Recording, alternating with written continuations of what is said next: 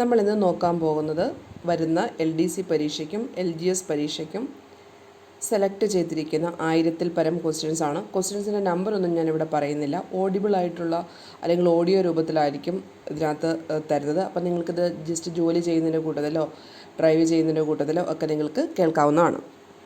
എല്ലാവർക്കും നമ്മുടെ വീഡിയോയിലേക്ക് സ്വാഗതം.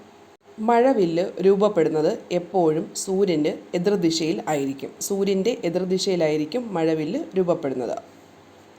മഴവില്ലിൻ്റെ ഏറ്റവും പുറമേ കാണപ്പെടുന്ന നിറമാണ് ചുവപ്പ് എന്ന് പറയുന്നത്. മഴവില്ലിൻ്റെ ഏറ്റവും പുറമേ കാണപ്പെടുന്ന കളറാണ് ചുവപ്പ്. അതുണ്ടാക്കുന്ന കോണളവ് എന്ന് പറയുന്നത് 42.7 ഡിഗ്രിയാണ്. ചുവപ്പ് നിറമുണ്ടാക്കുന്ന കോണളവ് 42.7 ഡിഗ്രിയാണ്. ഇനി അകത്തെ അരികിലായിട്ട് കാണപ്പെടുന്നതാണ് വയലറ്റ് നിറം എന്ന് പറയുന്നത്. അതുണ്ടാക്കുന്ന കോണളവ് എന്ന് പറയുന്നത് 40.8 ഡിഗ്രിയാണ്. വയലറ്റ് നിറം ഉണ്ടാക്കുന്ന കോണളവ് 40.8 ഡിഗ്രിയാണ്. ഹൃദയം മാറ്റിവെക്കൽ ശസ്ത്രക്രിയയ്ക്ക് തുടക്കം കുറിച്ചത് 1946 ഡോഗിലാണ് ഹൃദയം മാറ്റിവെക്കൽ ശസ്ത്രക്രിയയ്ക്ക് തുടക്കം കുറിച്ചത്. നായയിൽ ഹൃദയം മാറ്റിവെക്കുന്നതിന് നേതൃത്വം നൽകിയ റഷ്യൻ ശാസ്ത്രജ്ഞൻ്റെ പേരാണ് ഡോക്ടർ ഡെമിക്കോവ്. ഡോക്ടർ ഡെമിക്കോവ് ആണ് നായയിൽ ഹൃദയം മാറ്റിവെക്കുന്നതിന് നേതൃത്വം നൽകിയ റഷ്യൻ ശാസ്ത്രജ്ഞൻ എന്ന് പറഞ്ഞത്.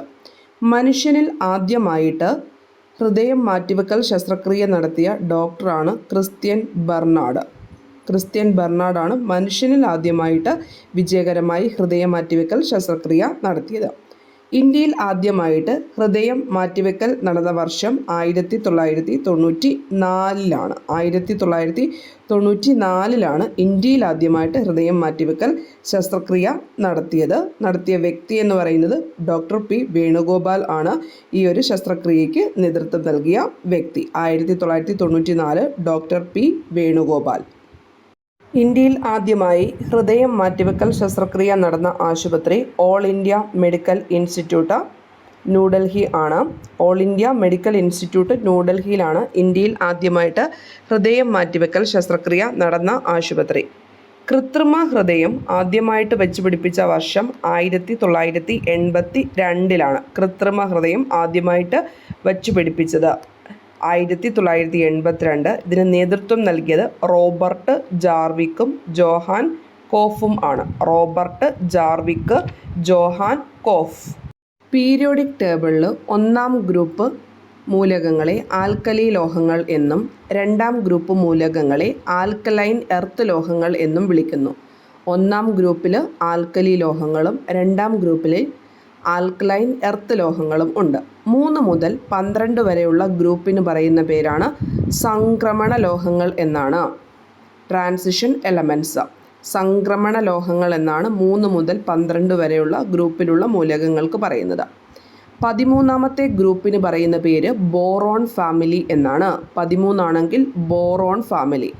14-ാമത്തെ ഗ്രൂപ്പാണെങ്കിൽ കാർബൺ കുടുംബം. 14-ാമത്തത് കാർബൺ കുടുംബം. 15 ആണ് എങ്കിൽ നൈട്രജൻ കുടുംബം ആണ്.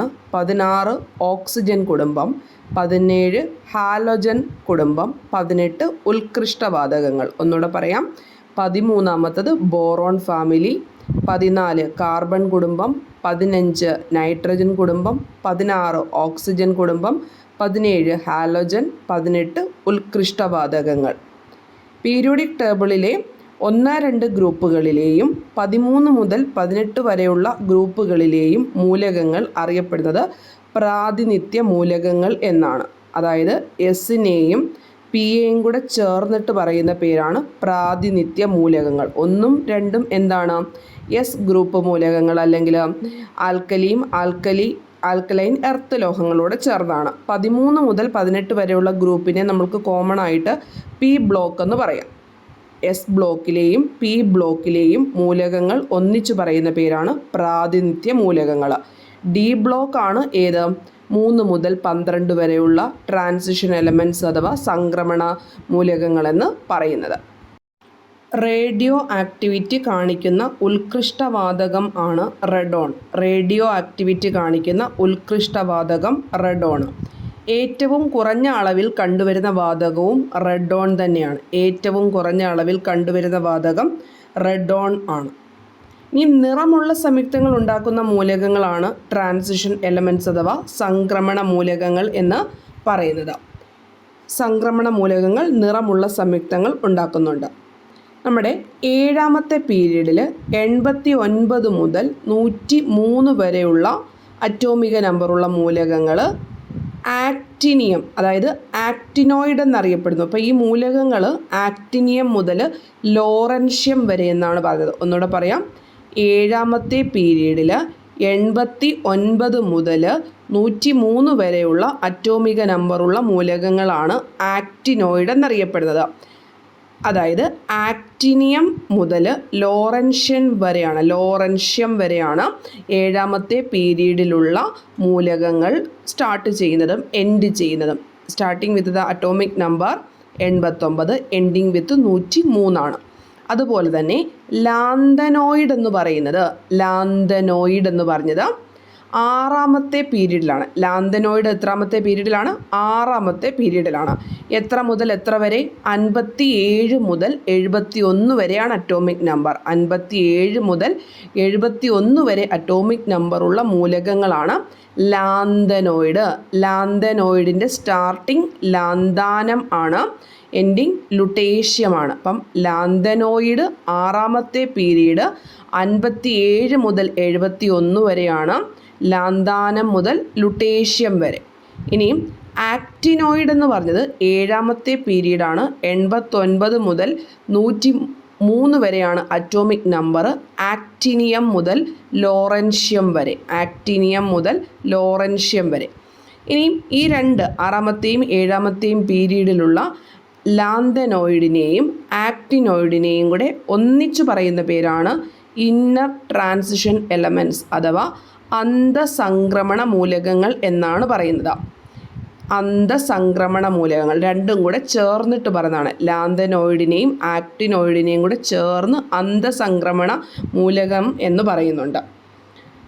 അതുപോലെ റെയർ എർത്ത് എന്ന പേരിൽ അറിയപ്പെടുന്നത് ലാന്തനോയിഡാണ്. റെയർ എർത്ത്സ് എന്ന പേരിൽ അറിയപ്പെടുന്നത് ലാന്തനോയിഡാണ്.